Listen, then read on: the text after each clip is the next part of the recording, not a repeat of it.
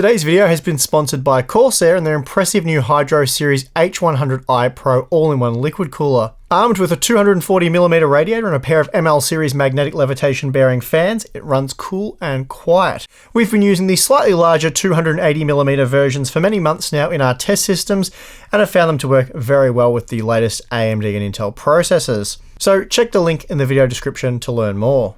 Welcome back to Hardware Unboxed. Today we are taking a look at the new Athlon 200GE, AMD's most affordable Zen-based processor yet. Tim covered the specs in detail about a week ago now, so rather than dig into all that again, I'll just provide a link to that video if you're interested to find out anything that wasn't mentioned in this video. That said, I will go over all the important stuff again. Stuff like the core count, for example, and that's kind of a big one, though Ryzen is typically known for packing many cores, and we still have seen some quad-core variants such as the Ryzen 3 1200 and more recently the 2200G.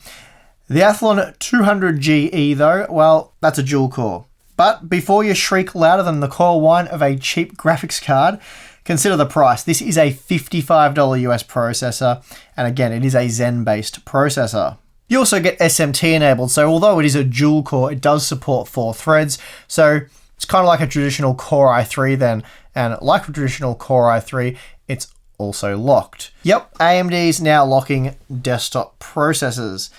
Tim did discuss this and gave our opinion on the subject in the news story last week. And before the end of this video, I'm going to touch on this again, discuss it a bit further, and also discuss some interesting feedback we got from some of the viewers. Anyway, here's a quick speed run. The two cores are clocked at 3.2 GHz. There's 5 MB of cache in total. The integrated Radeon GPU packs just 3 compute units, and the TDP rating has been set at just 35 watts. AMD is claiming Pentium G4560 like performance, which by today's standards isn't great, it has to be said, but also not bad for just $55. And the fact that it's on the AM4 platform certainly doesn't hurt either. AMD also claims that the integrated GPU isn't nearly as useless as it sounds on paper, despite packing over 60% fewer compute units when compared to the 2200G.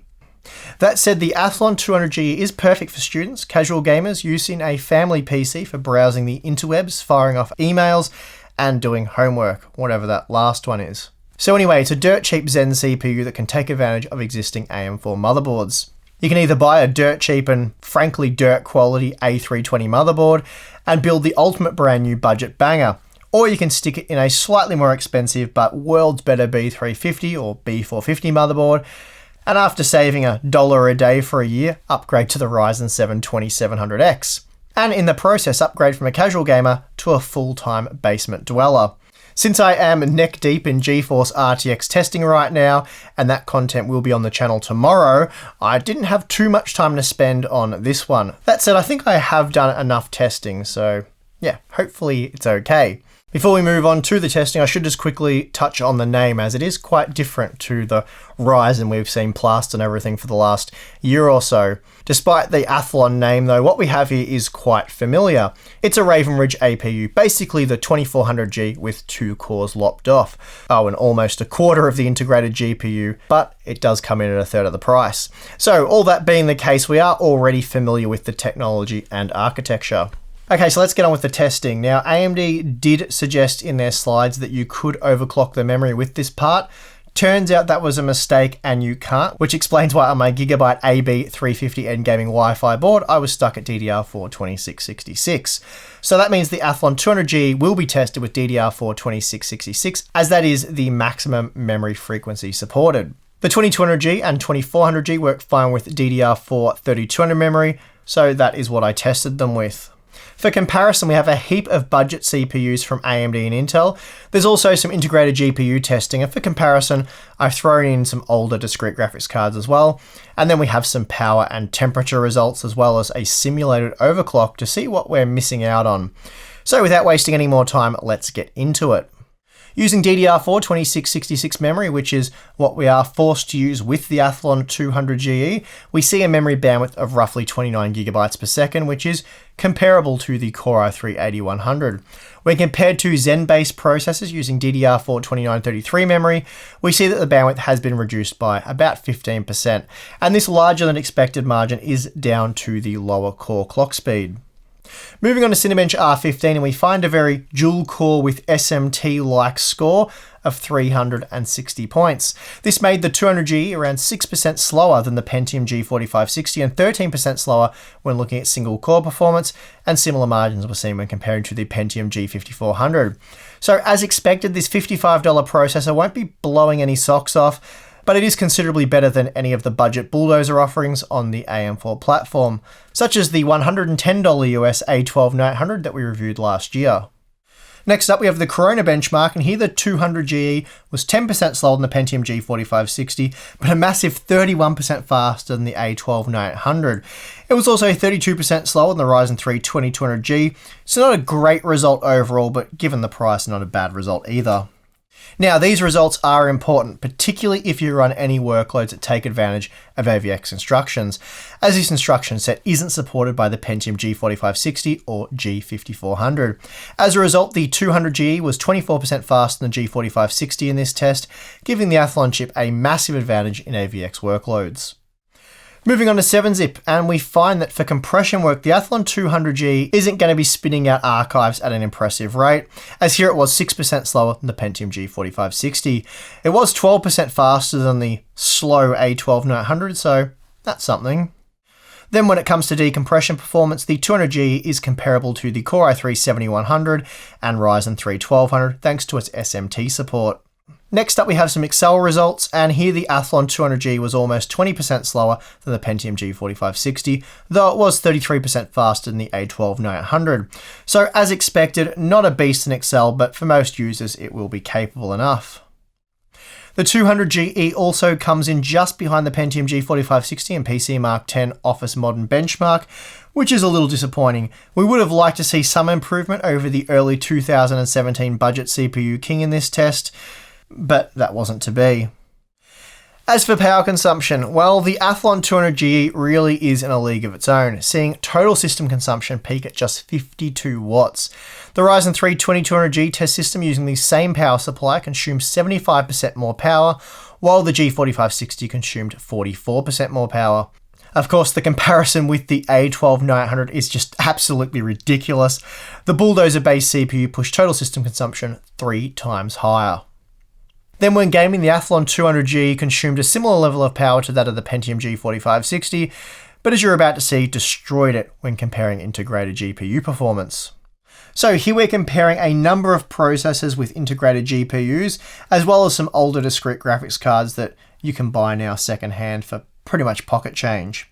Please note all discrete graphics cards have been tested on the Core i3-8100 using 16GB of DDR4 2400 memory. Then for comparison, the Ryzen 3 2200G and Ryzen 5 2400G have been paired with 16GB of DDR4 3200 memory, and then the Athlon 200G with 8GB of DDR4 2666. As you can see, the 200GE was good for an average of just 32 FPS at 720p using the medium quality settings, and disappointingly, this made it 27% slower than the A12900. And although the Athlon part does feature a newer GPU architecture, it has far fewer cores available, so we're going to find some mixed performance when compared to the A12900. Still, what's important here for AMD is that the 200GE smoked the Core i3-8100 and Pentium G4560. In stark contrast to what was seen when testing with Fortnite, the 200GE crushes the A12900 in Battlefront 2. The game was even playable at 720p using the lowest quality settings, so that's something. It certainly wasn't using the Core i3-8100 or Pentium G4560. Testing with Counter-Strike Global Offensive sees the 200GE slip back behind the A12900, though it was 41% faster than the G4560.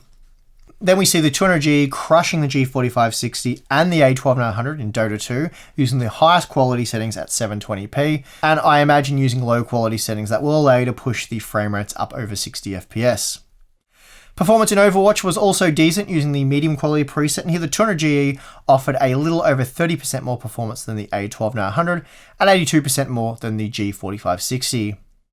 As is often the case with entry-level solutions, we find that when testing with PUBG, it's really a no-go, and that's certainly the case with the 200GE. Here we're only seeing Core i3-8100 like performance, which is very disappointing, but then it is PUBG, so who's surprised?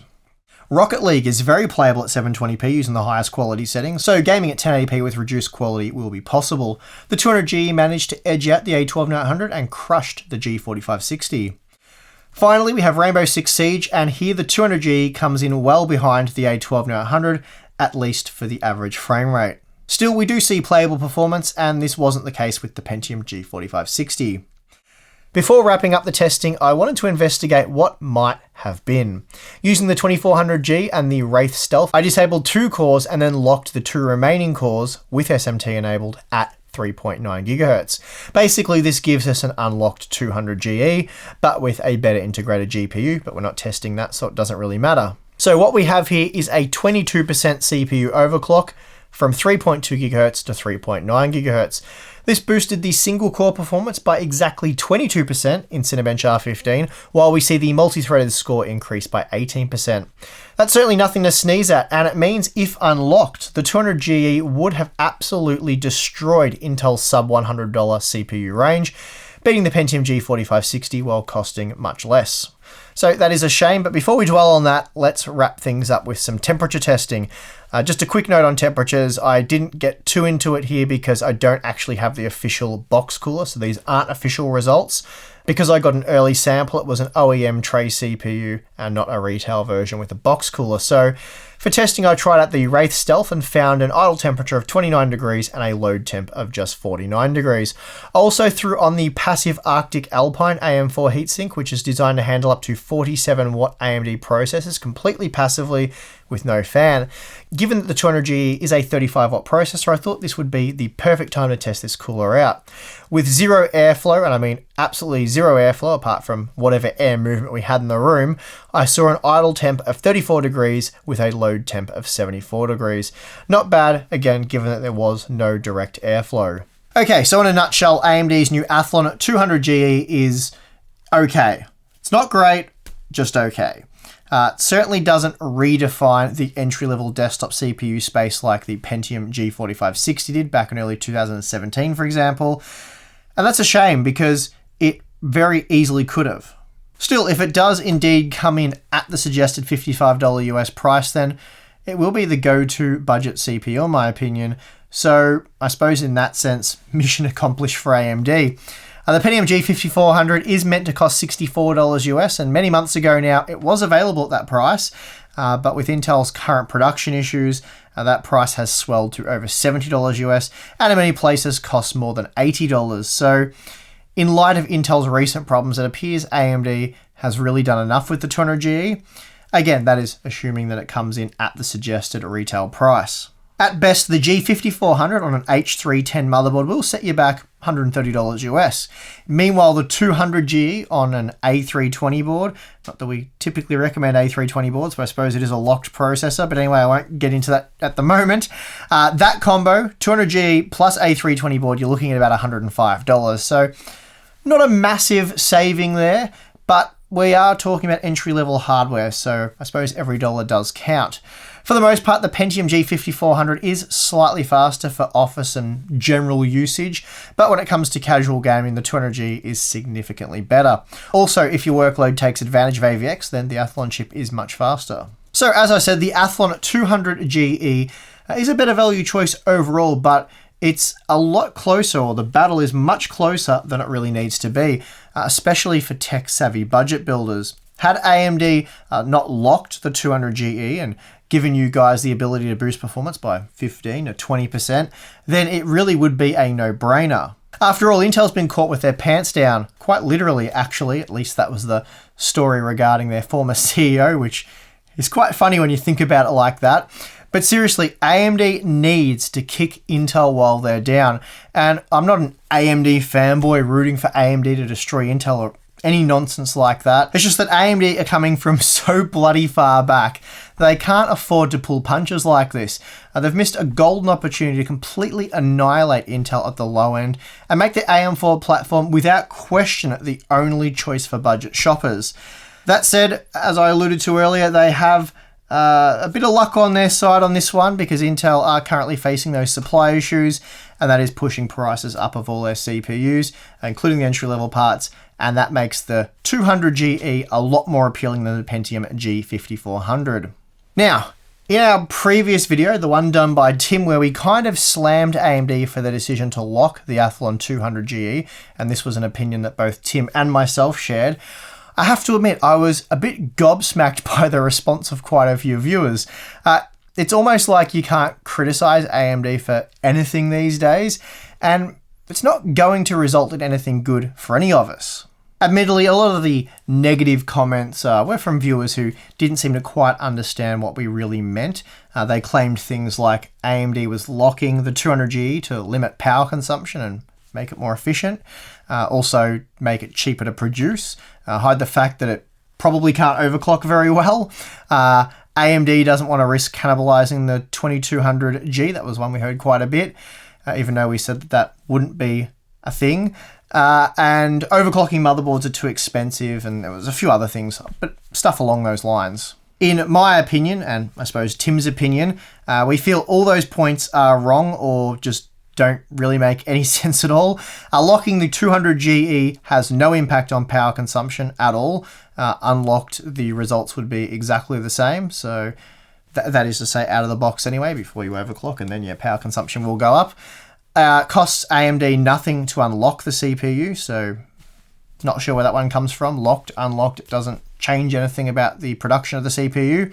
As for being poor overclockers, there's really no way the 200GE... So some people were suggesting that the base clock is at just 3.2 gigahertz because it really can't handle much more than that because it's a really low-end crap CPU that's binned. And while there could be some truth in that it's not a particularly great bit of silicon, there's no way that 3.2 gigahertz is the sort of cutoff for the majority of the chips. I'd say you go quite a bit higher than that. Chances are most will probably do up around 3.8, maybe. 3.8 seems like a good spot that most of them would probably do. And that is a 19% frequency bump. Even at 3.6, you're looking at double-digit gains. So, also, when is overclocking meant to be guaranteed? Bit of a weird one on that. I don't understand the logic behind that argument. It would almost, in my opinion, make the 200GE kind of a bit more exciting. It was always cool in the old days when you'd get a chip that just overclocked like crazy, but a lot of them didn't. That was kind of the whole exciting part of overclocking. I kind of miss that these days, where they all sort of, you add the multiplier and does that. And so anyway, I don't know how you could complain about, even if it was only 200 megahertz, I don't know how you could complain about a free 200 megahertz overclock. It's better than being locked, in my opinion.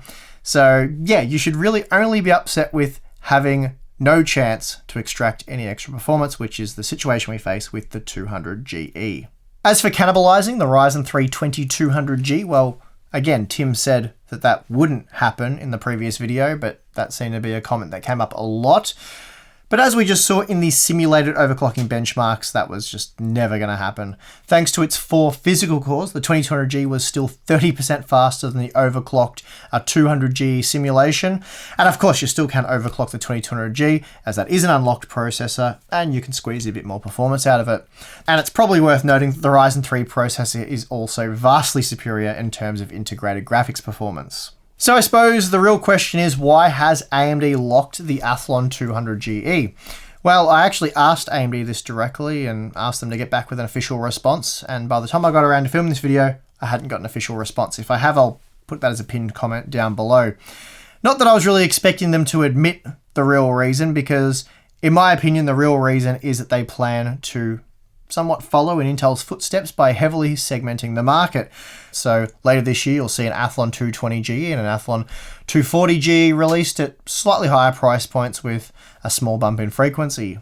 Had the 200G been an unlocked part, then there would be absolutely no reason to buy these upcoming processors, as you would just overclock to match their spec. So it seems AMD was worried about cannibalizing some of their products. It was just products that they are yet to release. And I feel like this is a bit of a slap in the face for budget builders, as AMD are primarily targeting businesses, it seems, with this new CPU, and businesses won't be overclocking. So if the 240GE, for example, is better in terms of value or whatever, then businesses would just buy that. They won't simply buy the 200GE to save a couple of bucks and then overclock it.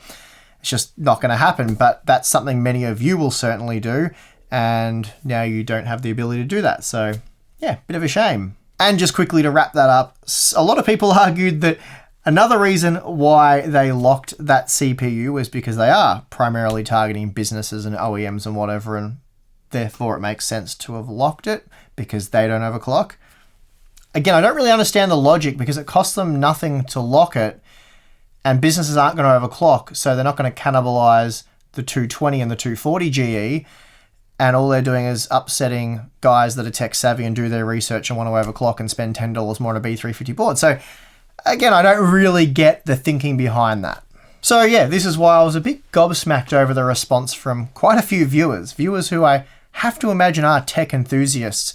I kind of get that there is no shortage of AMD fanboys. I'm not trying to upset anyone, it just that seems to be the case. And they do defend the red team at every turn. But you're not really doing anyone any favors. Don't look out for AMD. Look out for you guys, the consumers.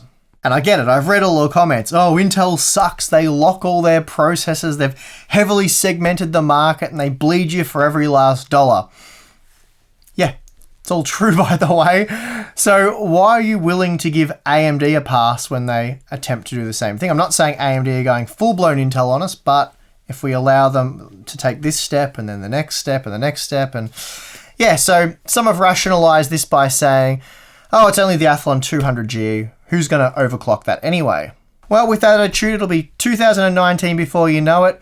AMD may have climbed to the top and we'll be looking around thinking, not too much has changed here. At that point, we'll be bitching and moaning about AMD locking all their most premium CPUs, using toothpaste to transfer heat away from the dies, locking down almost every single one of their chipsets, and whatever else it is that we've been bitching and moaning about Intel for the past decade. Also, while I'm in this rare ranty mood, probably due to the complete lack of sleep over the past few days, due to those RTX cards, let's talk about the A12 an old friend of mine.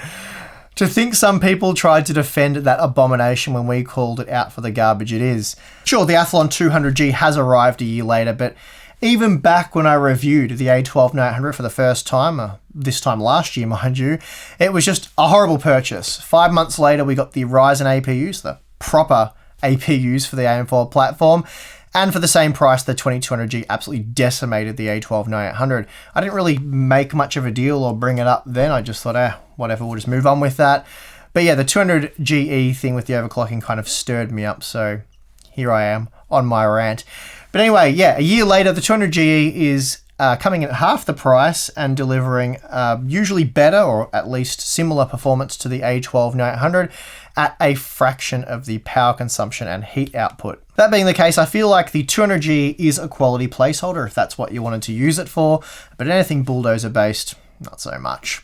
Anyway, wrapping this up, as I said, the Athlon 200GE is a decent CPU and at the suggested price will be our new go-to ultra entry-level option. That said, if you can throw $50 more at your CPU purchase, the Ryzen 3 2200G is a significantly better product, so keep that in mind. And with that, I'm going to end this one. Sorry about that conclusion. I know it felt like it was just never going to end, but it is ending now, I promise. If you did enjoy the video, please be sure to hit the like button for us, subscribe for more content, and if you appreciate the work we do here at Hardware Unboxed, then maybe consider supporting us on Patreon. We do a monthly live stream, 2 monthly live streams now. We have a Discord chat where Tim and I are quite active, and we have a growing community there that's a lot of fun. And yeah, check us out on Patreon. I guess that's what I'm trying to say. Thanks for watching. I'm your host, Steve. See you again next time.